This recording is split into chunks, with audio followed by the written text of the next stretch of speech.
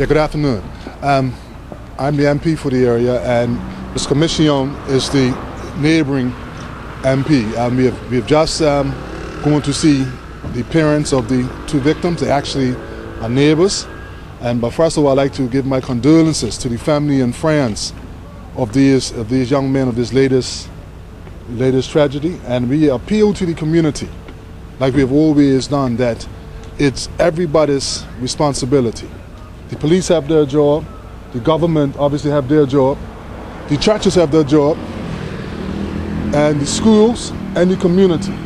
And together as one, we'll be one community unified. Because we're working only on 22 square miles.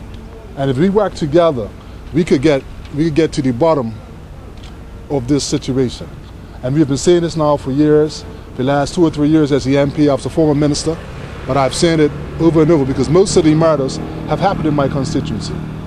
But I keep appealing that if we come together as a community, we could get to the bottom of this. Because these guys are not just dropping out of the sky. You know, somebody is harboring them. You know, somebody knows who these people are, where they are. And we just need to come together as a community. For my part, Mr. MP Reach talked about the fact that our constituencies are basically next door to each other. For example, across the street is my constituency. Both of the victims and their families live in my constituency just up the road. So once again, you know, the specter of death is hovering over Bermudian families, but it's hovering over us all. Certainly the disquiet and sense of foreboding is permeating the whole area, and it's just a reflection of the tragic events that occurred here yesterday. But I just want to say that we, again, besides the criminal justice response to this, i.e. our police who are doing everything they can to bring closure to this and other matters before us over the last few years, we must also focus on the underlying causes which are causing these behaviors to proliferate, particularly amongst working class young black men, and to be situated in working class black communities all up and down the country.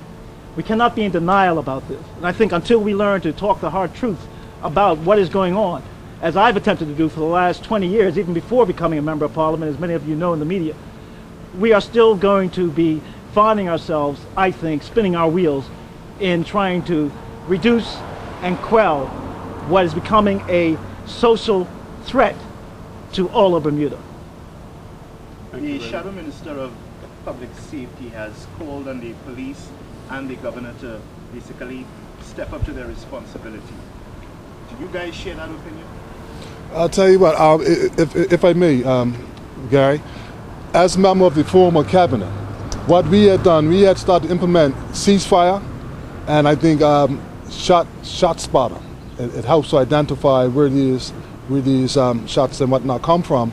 And I think if this current government follows on the groundwork that was laid, that they're going a long way in answering that question. Are you willing to cooperate with the current government to assist, perhaps, with addressing this situation, putting forward some of the ideas that the former PLP government had in place and which may in fact have been proving to bear fruit? Well, for the good of our community, we have to work together on this.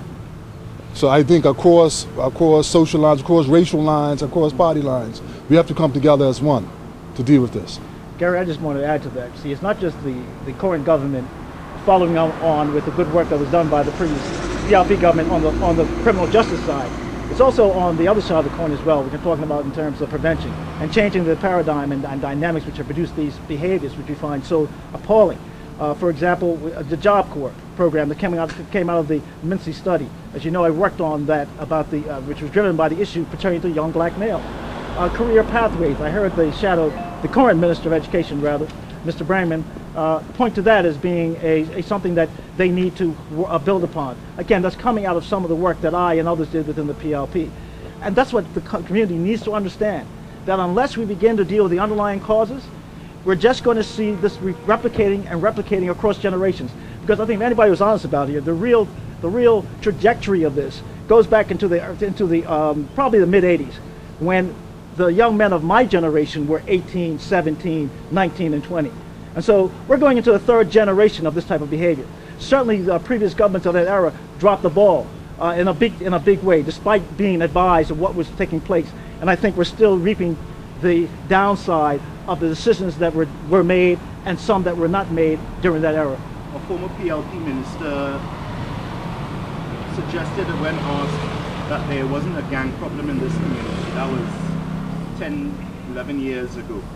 I think we're regretting that now.